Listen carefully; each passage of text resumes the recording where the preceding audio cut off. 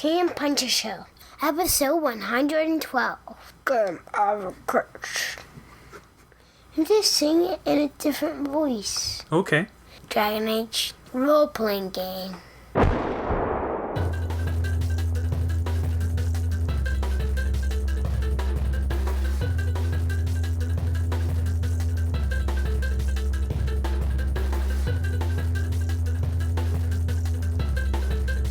Hey everybody, welcome back to the Canon Puncture Show. This is Rich here, and we've got another one of our Game Advocates episodes.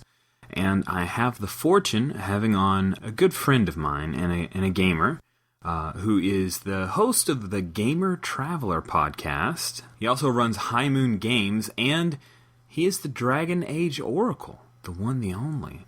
Welcome onto the show, Daniel Perez. How are you doing, Daniel? Doing good, Rich. How's it going with you, man? Fantastic, sir. What is this game you wish to advocate for? Today I'm here to advocate for the Dragon Age tabletop role-playing game because you gotta specify that we're talking about the tabletop version. It's published out by Green Ronin, and it's like I said, a tabletop version of the Dragon Age computer game that came out a couple years ago. Nice. Okay. So what makes this game different? Which is really funny. I actually have never played Dragon Age, the computer game or the video game. It didn't come out for Wii, therefore it doesn't exist in my house. And my computer is just too old to run the PC version. So I just, I've never really played it. I've heard of it, but never played it. When Green Ronin mentioned that they were coming out with a tabletop version, what really captured my attention from their press release was that it was supposed to be an introductory role-playing game. They were going to be putting out a box set, which just immediately just made me all happy. Mm-hmm.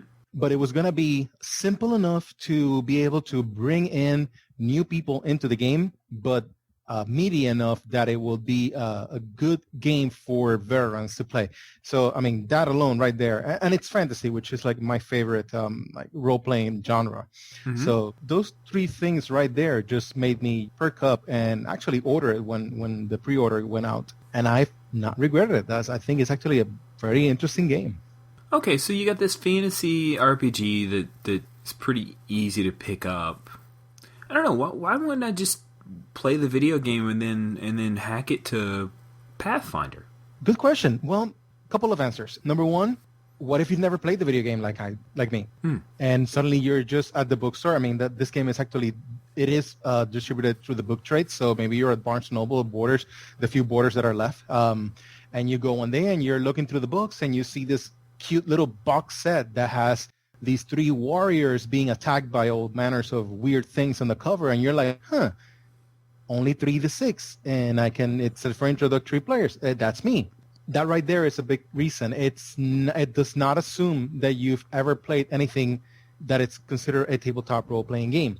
Could you play the game, the computer game, and then hack it with Pathfinder? Yeah, you probably could. There's enough information online that you could sit down and convert every single monster and spell and whatever into the Pathfinder system. It grew out of 3.5, and that was the whole point of it. Are you going to get the same experience?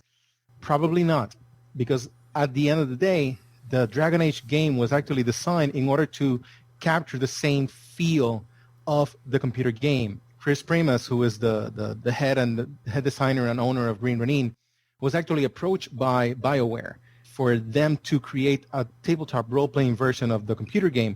And the way that Chris built the system for this game, it's supposed to run, and it actually does, extremely fast, but it captures the excitement that you get when you're playing on your computer or on your video game console, where combat is really fast and furious, and you can do really awesome things without having to go through 10 different levels, 20 different feats, and gosh knows how many maneuvers in order to achieve what you can do with just one roll of the die in Dragon Age. So what's the subject of the game at the table? When people sit down to play Dragon Age tabletop role-playing games, what are they actually doing? So the Dragon Age role-playing game is set in the same world and uses the same setting as a computer game. I'm not gonna try to refer too much to the to the computer game since I really haven't played it, but it does use the same setting. You're in a fairly typical, fantasy world in the sense that it's got some of the various races that you're familiar with. It's a dark fantasy. It falls in the genre of dark fantasy. It's very gritty, very dark. I mean, there is now what is called a blight, which is kind of a demonic infestation from what I've been able to gather, that is sweeping the world. And that means that there are these creatures called darkspawn emerging from the earth, and demons that are coming in from this magical realm called the Fate, which I guess is sort of like an astral kind of equivalent. Mm-hmm. They're corrupting people. They're corrupting mages. So you have attack from the spiritual realm, attacks from the physical world. And in the middle of all this, you have a few heroes that are daring to stand against a darkness that has come 4 times before in recorded history. And every single one of those times it has ended, but at a great cost. And now you're faced with a new blight. And, well, what do you know? You're the one with the sword, the dagger, or the spell in your hand. So it's up to you to go and fight the blight. That's your typical experience as a gamer. You're going to be picking a character and going out to adventure into the world at a time when the blight might be happening or just finished, because there is no set time for the tabletop version, but it sort of covers any of those times. Let's say that you've twisted my arm and I've agreed to give this thing a shot. What would you warn me about? What do you warn new players about? I ran a game for 4 people. I did this online because we were all scattered across the United States. All 4 of them are experienced role players. So I didn't have to explain to them, what a role-playing game and all that is, but none of them had tried the tabletop version of this game. And in fact, only one of them had actually played the computer version. My warning to them was, don't think of it as D&D just because it's fantasy. Approach it openly. It's a very simple system at its core. 3d6, roll against a target number. I mean, that's pretty much it. You get to add a couple of modifiers here and there, but that's it. And embrace the special aspects that it bring into the game, which are the stunts, which I haven't talked about yet. And they did, and it worked beautiful. So if you were a new player coming in, I would tell you. I mean, if it was you, which I know you've played before, I will tell you, it's fantasy, but don't assume anything else about it. Just grab your sword and imagine that you're setting out into the world for the first time. If it were a new player, I would just say, you know what, grab those 3 dice, roll them for something, and let's see how it works. And you'll get to see how the system gets you to be awesome in very little time. What are some of your favorite moments at the table? The very first time that I played, I was with my friend Enrique, who runs the New BDM website. It was just funny because he started doing whole 4E, and now he's completely changed to Dragon Age because his group completely fell in love with this. We sat down to play, and it was our very first combat. We were doing one of the adventures on the adventure that comes with the Game Master Kit, which is it's called A Band Too Many, written by Jeff Tidball. And there's a combat fairly early on, which is fine. You want to, so people can get used to the way that combat flows and some of the rules. On the very first roll that I made, I rolled doubles. Now, the thing with Dragon Age and what makes the dice mechanics so interesting is not just 3d6. One of those dice is going to be a different color, and it's called the dragon die. Mm-hmm. Whenever you roll doubles on any of the 3 dice, whatever number shows on the dragon die, it's called stunt points. You're generating that amount of stunt points. Now, stunts are these little bits of awesome that you can do. They each have a cost, and if you don't use your stunt points on the turn that you roll them, you lose them. So they force you to do something interesting when you get them. This can be something as simple as moving yourself or moving a creature to your liking. That's called skirmish, or something as typical as you put this mighty blow, where you put an extra amount of damage into your hit, or something as strategic as seizing the initiative, in which case you sort of like move yourself, you find a way to maneuver and you move yourself up into the combat order. So you can generate from 1 to 6 stun points on a roll, And on my very first throw, I generated, I think it was 5 stun points, which allowed me to actually end the combat before it even started, not by killing the person, but by actually disarming them. So I was able to just impress upon these brigands that I was so awesome that I could have killed them, but I chose not to. And that alone, I mean, just one roll of the die, we were all like, wow, this is something interesting. Needless to say, next time we actually did a full-on combat against some monsters and stunts were flying everywhere, and we just fell in love with it. The other really awesome moment that I remember, the adventure that I ran online, one of the players was Ryan Macklin. And he was playing a mage with a mouthy attitude, which is kind of completely out of character for Ryan. Yeah, that's a stretch. That's impressive role-playing. So they walk into this town, and they're carrying this elf who is wounded, and this blacksmith who is extremely prejudiced against elves. There's a reason why inside the setting, elves are just like second-class citizens, extremely prejudiced against elves. Oh, by the way, Ryan is an elf. He comes in and he's like, "Oh, what do you want? What are you doing here?" And he's like, "Ryan is, we need to talk to someone." And he's like, the blacksmith just says, "Oh, we don't want to talk to your kind here. We don't serve your kind here." And he calls some other elf a knife ear, which is like a really bad insult in Thedas, in the Dragon Age setting. Ryan's character takes offense to that. He says, "You shouldn't do that. You shouldn't say things like that." And the blacksmith says, "Or you'll do what?" To which Ryan replies with a magical bolt of energy to the chest of this man.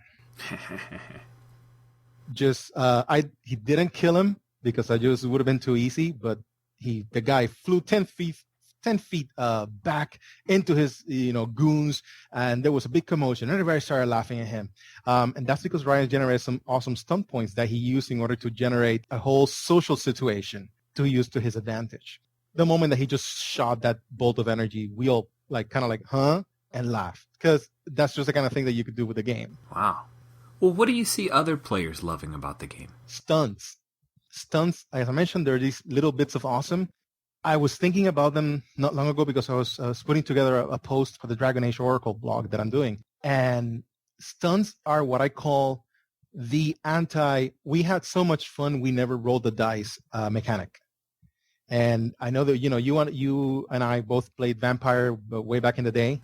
Yeah. And this was something that you and I talked about, it's like, we had so much fun role-playing that we never touched the dice, which is fine. I'm not going to get into that particular design conversation, but stunts are a mechanic that says, no, you want to roll the dice. Regardless of what you're doing, you want to roll the dice because you want to be generating these stunt points in order to do even cooler, more awesome things than you normally are. And let me tell you, characters in Dragon Age at level 1 are very beefy. So they're not little weaklings like a comparable level 1 D&D character. They really start with some meat to them. But through the use of stunts, they get to do even cooler things. Now, set 1, which is the set that is available right now, covers levels 1 through 5, and it includes only combat stunts, which is fine. You get to do these things, these moves that are sort of based upon the ones that you see on the computer game, where you jump into the air and you slash the monster, and then you kind of make a turn in the air and throw your dagger and hit 3 other monsters, 10 miles away. And that's fine. That's cool.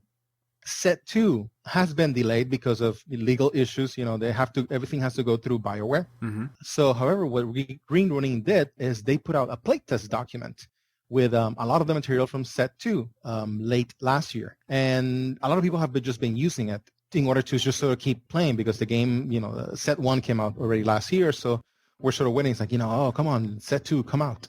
Set 2 includes stunts for exploration encounters and role-playing encounters, which is actually, in fact, I used those when I ran the game online. I said, you know what, let's just go ahead and use these stunts, because the thing that I found when we were playing is that we wanted every single roll to count. We wanted every single doubles that we generated stunt points to count. And with Set 1, we were only doing that during combat. And this is not the kind of game where you want to just go into combat all the time. It just doesn't lend itself to that. So yeah, that you get the exploration stunts and the role-playing stunts, and they really add a new dimension to the game. And that's when you get into these situations where, yeah, you want to start rolling dice because you'll accomplish whatever you were planning to accomplish anyway, but you have the chance to generate stunt points. And when you generate stunt points and you get to use some of these new stunts that they're in the set 2, they really enhance the situation. They really make you awesome, even if you're just searching for a clue or just trying to talk someone into doing something that you want them to do. All right, let's flip the coin. Mm-hmm. What would people hate about the Dragon Age Tabletop RPG? So the two biggest complaints right now, I sort of just hinted at. Number one is that the game has been in sort of like a limbo for maybe about a year now. Set 1 came out about this time in 2010, March-ish, spring, certainly. Though the plans were to have Set 2 out by the end of the year, as with anything that is licensed, it has to go through an approval process. And at the time, BioWare was getting ready to, at the time they were preparing and eventually launching Dragon Age 2, which just came out now March 8th, which means that all their energies are focused on the computer game and getting it out. The momentum that was built for Dragon Age tabletop role-playing game was sort of like hit a wall right after Gen Con because there was nothing else to do except, and that's when they put out the playtest document to sort of, get people to be able to keep playing with some information and, and also generate a good amount of playtest feedback. So that would be one of them. Hopefully we're going to see Set 2 out coming soon. They've already released the cover design, and on the Green Running forums, they have revealed that BioWare is now actively looking at all the licensing stuff that they sort of put aside for the launch of Dragon Age 2. So it kind of sucks that we had to wait so long, but hopefully that situation is going to be resolved. And on the plus side, what was going to be 4 box sets is now going to be 3. So next set is going to be levels 6 through 10, and levels 11 through 20 will just be included in 1 box set, and that'll close out the saga of the Dragon Age role-playing game. The second complaint that I see is that it's Dragon Age. So what do I mean about that? There's a lot of people that, like me, have never played the computer game. They're sort of aware of it because if you're moving in geek circles, you're going to hear about Dragon Age, but they've never really played it. There's a lot of people that have played the game and have been nonplussed about it. It's like, yeah, it's okay, whatever, but it didn't really rock their boat. But they've heard about the role-playing, the tabletop version, and they've heard about the mechanics, what it's called the H system that powers it, and they're really intrigued by this simple yet meaty new system that's sort of emerged out of here. And they would like to try it, but they don't care about Dragon Age. So what do? Well, at this particular point in time, the only way to access those rules is through Dragon Age. So in the future, there has been intimated that there might be a more generic version of H, but maybe next year, we'll see. So those are the two biggest complaints that I hear. Once people start playing, I have to say I have not heard any complaints. I see a lot of people saying, this looks really simple. I'm not sure about it. I don't know that it's going to be able to please my really crunch loving friends. And my reply to them has always been, try it. It looks one way on the page, run it, see it moving, and then get back to me. And invariably, every time that happens, the result, the feedback that I get back is, yeah, this works very awesome on the table. Nice. I like that reply. Daniel, is there anything else you wanted to say about Dragon Age? There's a lot of fantasy role-playing games out there in the market right now. And I'm not going to say that Dragon Age is better than any of them. I think that they each capture their particular market or genre or style of play that they're going for. If you want the type of fantasy game that is action-driven and feat-driven, and by feat I'm not talking about the mechanic from the D&D games. I'm talking about just the idea of doing these awesome heroic feats. You might want to give Dragon Age a try because the way that it's built is actually built in order to enable those things. And then go online and do a Google search for Dragon Age Set 2 playtest, and once Set 2 comes out, by all means, please get it. and then include the stunts for exploration and role playing, so you get the whole gamut of awesomeness that you can do.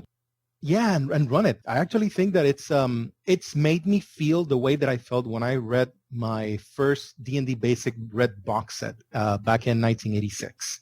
Simple game, simple system, lots of potential, lots of empty spaces for me to go in and fill in and make my mark upon the world, whether it's in the system or in the world itself. Wow, some high praise from an oracle. Well, Daniel, thank you so much for coming on the Canon Puncture Show and advocating for the Dragon Age Tabletop RPG. No, I'm glad. Thank you for having me. I was actually kind of thinking I wasn't sure if I was gonna be able to talk all this time about the game. I guess I'm a little bit surprised. Not surprised. I guess I was able to. Oh, you had a lot to say. You did a good job. Thank you. We had such potential,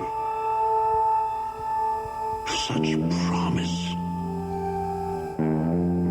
but we squandered our gifts, and so I am creating you.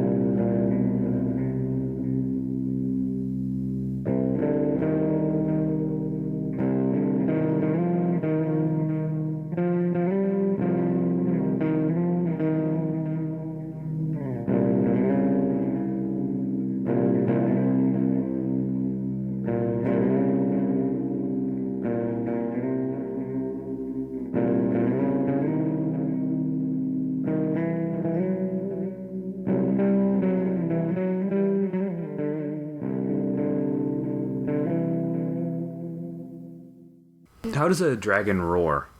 Well, I don't want to do my spooky voice. Do your spooky voice. Give it, lay it on me. That's it.